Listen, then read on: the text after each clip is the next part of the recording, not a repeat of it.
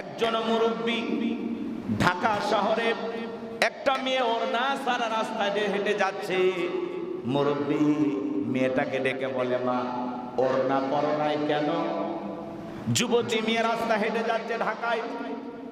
মুরব্বী যখন বলেছে ওড়না পরো নাই কেন, মেয়েটা ধমকে আসছে। মুরব্বীর কলার ধরেছে, পাঞ্জাবি টেনে ধরেছে, এই বেটা আমারে কেন বললি ওড়না সারা? আমি ওড়না পরি নাই, তাতে তোর কি সমস্যা? চিল্লা পাল্লা শুরু করে দিয়েছে, এমন চিৎকার মারতেছে, আশেপাশের লোকজন দৌড়ে আসছে, এসে বলে কি সমস্যা? বলে এই মুরব্বী আমারে বলছে ওড়না সারা তুমি কেন বাহিরে আসছো, ওড়না পরো নাই কেন? এই কথা কেন বলেছে, এটাই নাকি মুরব্বীর অপরাধ। দাড়ি পাখা মুরব্বী আহারে তাকে টেনে হেসড়ে মেয়েটা টানতেছে আর বলতেছে, এই বেটা ওড়না পরি নাই, তোর সমস্যা কি? কতটা বেহায়া, কতটা নির্লজ্জ একজন নারী, কতটা অভদ্র হলে, কতটা কুলাঙ্গার হইলে একজন মুরব্বী বাবার বয়সী মানুষের সাথে এমনটা করতে পারে? মুরব্বী মানুষ কি অপরাধ করেছে? ভালো কথা বলেছে, মা তুমি যুবতী ওড়না পরো নাই কেন? একটা নারী খোলামেলা পোশাক পরে ঘুরতেছে, আর একজন বাবার বয়সী মুরব্বী এসে বলেছে, মা শরীরে ওড়না দেও নাই কেন? এটা বলা কি অন্যায়? এটা উপদেশ। একটা নারীকে একটা উপদেশ দিয়েছে বাবার বয়সে একজন মুরব্বী, যে মা ওড়না পরো। আর এই শাহবাগ মার্কা নারী এটা মেনে নিতে পারে না। সে একটা মব তৈরি করছে, চিৎকার মাইরা লোকজন নিয়ে এসে বলতেছে, এই মুরব্বী তাড়াতাড়ি সরি বলেন, সরি বলেন। ধমকায়া ধমকায়া মুরব্বীর সাথে চরম বেয়াদবি কইরা ওই নারী মুরব্বী বাধ্য হইলা হাত জোর কইরা ওই নারীর কাছে ক্ষমা চাইতে, যে মা আমার ভুল হয়েছে, মাফ করে দাও। আজকের সমাজে একজন নারীকে যে আপনি পর্দার কথা বলবেন, যেই জামানা আমাদের সামনে আসছে, পর্দা আল্লাহর দেয়া বিধান, ফরজ বিধান। আল্লাহ বলেন, অকরনা ফি বুয়ুতিকুন্না ওয়ালা তাবাররাজনা তাবাররুজাল জাহিলিয়াতিল উলা। নারীরা তোমরা ঘরের ভিতর অবস্থান করো, খবরদার জাহিলিয়াতের যুগের মেয়েদের মতো নোংরা অশ্লীল পোশাক পরে নিজের দেহকে প্রদর্শন করো না। নারীরা পর্দায় থাকলে নিরাপদে থাকবে, পর্দা নারীকে সিকিউরিটি দেবে, পর্দাশীল নারীর উপরে আল্লাহর রহমত নাজিল হবে। কোন সম্ভ্রান্ত ভদ্র ফ্যামিলির মেয়ে বোরকা ছাড়া বাহিরে যেতে পারে না। বোরকা তো পরেই নাই, ওড়নাও শরীরে দেয় না, এটা বলাই মুরব্বীর অপরাধ হয়েছে। সেই মুরব্বীকে তুচ্ছ তাচ্ছিল্য কইরা যা ইচ্ছা তাই করলো। এই ঘটনায় এখন হলুদ মিডিয়া বোঝেন না, যারা রামবাম আছে তারা এটাকে তালকে তিল বানায় বলতেছে নারীকে হেনস্থ করছে একটা মুরব্বী, উল্টো মুরব্বীকে হেনস্থ করছে এই নারী, শুধু ওড়না পরার কথা বলার কারণে। তাহলে এই সমাজে যে নারীকে পর্দার কথা বলবেন, সেইটুকু স্বাধীনতা আপনার আমার কাছে নাই। আপনি যে বলবেন যে মা বোরকা পরো, পর্দা করো, এই কথা বলার অধিকার আপনার নাই। এই শাহবাগ মার্কা কিছু মহিলার জন্ম হয়েছে, এই সমস্ত নারীরা পর্দাকে সহ্য করতে পারে না। এরা রং ঢং করে নিজেকে প্রদর্শন করতে চায়, জাতির সামনে নিজেকে যত দেখাইতে পারে, যত প্রদর্শন করতে পারে, মনে করে এর নামই স্বাধীনতা। এরা যে স্বাধীনতার নামে কতটা নির্লজ্জ, কতটা বেহায়া হয়ে যাচ্ছে, বেশরম হয়ে যাচ্ছে, এরা একটু কল্পনাও করতেছে না। কথা বলে ঠিক কিনা? সম্মানিত হাজিরিন, দেখেন নারী কারে বলে। আম্মা জান খাদিজাতুল কুবরা রাদিয়াল্লাহু তাআলা আনহা চোখের পানি ছেড়ে দিয়া কান্না করলেন, আর নবীর কাছে তিনটা জিনিস চাইলেন। আমার নবীকে বলে, খাদিজা তুমি আমার কাছে যা চেয়েছো, আমি যদি তোমার আগে পৃথিবী ছেড়ে না চলে যাই, আমি নবী তোমাকে তিনটা জিনিস দেব, তোমার এই তিনটা চাওয়া আমি পূরণ করব। কিছুদিন পরে আম্মা জান খাদিজাতুল কুবরা রাদিয়াল্লাহু তাআলা আনহা ইন্তিকাল করলেন। নবীর স্ত্রী যখন মারা গেলেন, নবীর মেয়েগুলো কান্নাকাটি করতেছে। হযরতে ফাতেমা চোখ দিয়ে পানি ঝরতেছে। নবী হাত দিয়ে ইশারা দিলেন, ফাতেমা নবীর কাছে আসলেন, দেখে বলে, মা, তোমার মা দুনিয়ার দোকান থেকে কাপনের কাপড় কিনতে আমাকে নিষেধ করছে। মা, আমার গাড়ি হীরার সেই জুব্বাটা তোমার মা পছন্দ করেছে,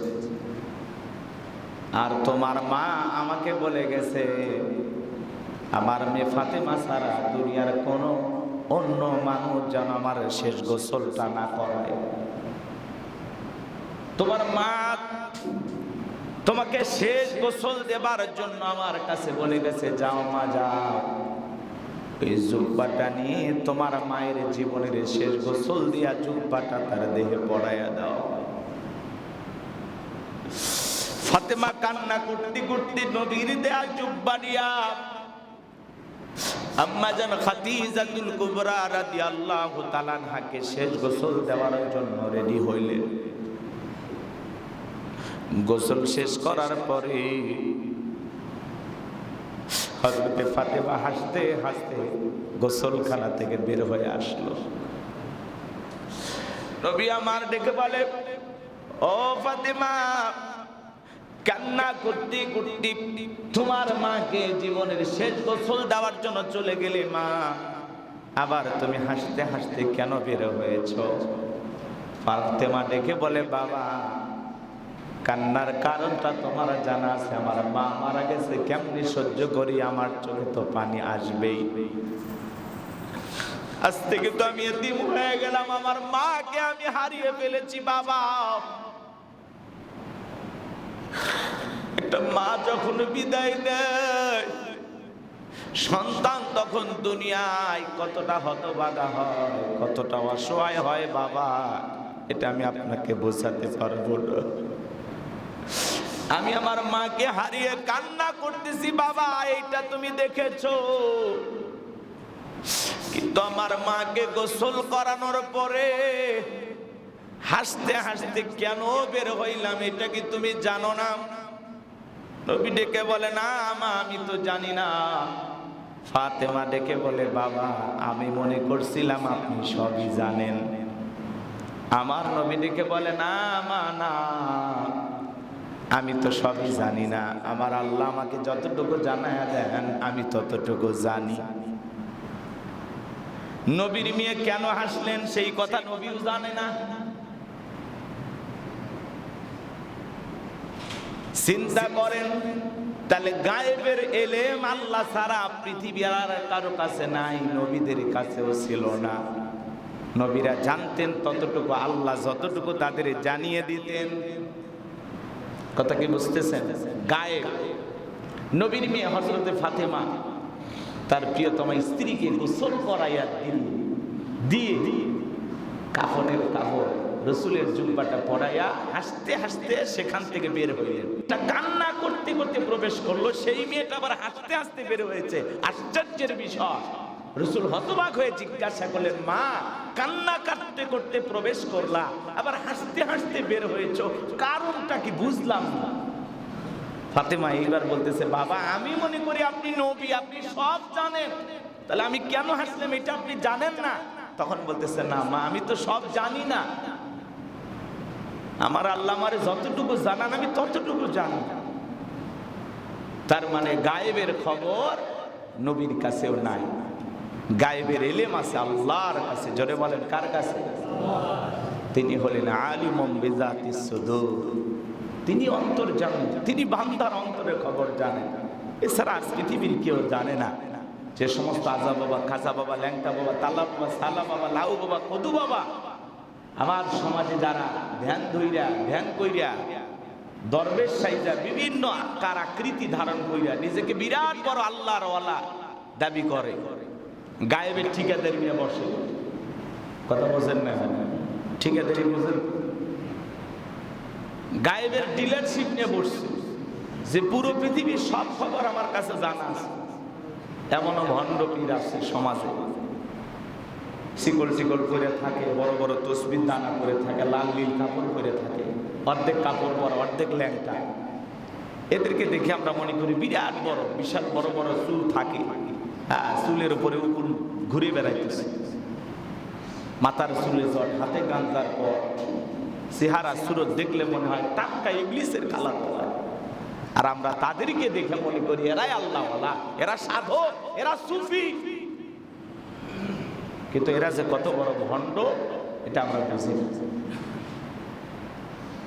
আল্লাহওয়ালারা এরকম থাকে না, আল্লাহওয়ালারা পরিপাটি থাকে। আল্লাহওয়ালার পরনে জুব্বা থাকতে পারে, সেটা সেরা থাকতে পারে, তালিমাকা থাকতে পারে, জুব্বা জয়রে উপরে উঠতে পারে, তাই বলে ল্যাংটা হয়ে থাকে না, কথা কয় না। আল্লাহওয়ালা গরিব আছে, এরকম হইতে পারে যে পরনে জুব্বা আছে, টুপি আছে, টুপিটা সেরা হতে পারে, জুব্বাটা এক সাইড সেরা হতে পারে, কিন্তু ওই আল্লাহওয়ালা কখনো চুলের মধ্যে জট থাকবে না। ওই আল্লাহওয়ালাদের বোঝেন নাই, ওই আল্লাহওয়ালারা কখনো গাঁজা খাবে না। আজকে অধিকাংশ পীর মাজার যেগুলো আমরা দেখতেছি চোখের সামনে, অধিকাংশ মাজার গুলো গাঁজা খাওয়ার আসর, কথা কয়। আর নারী পুরুষ একত্রে হইয়া ডুগি তবলা বাজায়, জিকির করে, তামাশা করে। এরা এবার বলে আমরা গায়েব জানি, জোরে কর নাউযুবিল্লাহ। যেখানে রাসূল জানেন না তার মেয়ে কেন হাসতেছেন, আর আপনি ভণ্ড কবিরাজের কাছে যান, আপনার হাত থেকে বলে দিচ্ছে যে আপনার এই বিপদ, এই সমস্যা, এই অভিযোগ, আপনার মানে বান মারছে, করছে, কালা জাদু করছে, কথাটা বলে না। আপনি বিশাল বড় দার্শনিক পণ্ডিত বসে গেছে, আপনার হাত থেকে সব বলে দিচ্ছে। কয়টা মেয়ে হবে, কয়টা ছেলে হবে, কথা বোঝেন না, সব বলে দিচ্ছে। মহিলারা এগুলো বিশ্বাস করে দিচ্ছে, পুরুষেরা কিছুটা মনে করে ভণ্ড, কিন্তু নারীরা বাপ রে বাপ কইলেই বিশ্বাস করে। ও আবার চিন্তা করে, বলছে আমার, আমি এক দরবেশে হাত দেখাইছি, কবিরাজকে হাত দেখাইছি, বলছে প্রথম আমার ছেলে হবে, প্রথম আমার মেয়ে হবে, কথা কয় না, বিশ্বাস করে ফেলে। আল্লাহ যেন আমাদের এই সমস্ত ভণ্ডদের কাছ থেকে দূরে থাকার তৌফিক দান করেন। জোরে বলেন আমিন, আরেকটু জোরে বলেন আমিন। সম্মানিত হাজিরিন, দিলের কানটা লাগায়া কথাগুলো শুনে যাবেন। রাসূল ডেকে বলে, মা তুমি কেন হাসো, আমি বুঝতে পারি নাই, আমাকে খুলে বলো। হযরতে ফাতেমা ডেকে বলে, বাবা আমার কান্নার কারণ তোমার জানা আছে, কিন্তু কেন হাসলাম তুমি যেহেতু জানো না, তাহলে শুনে নাও।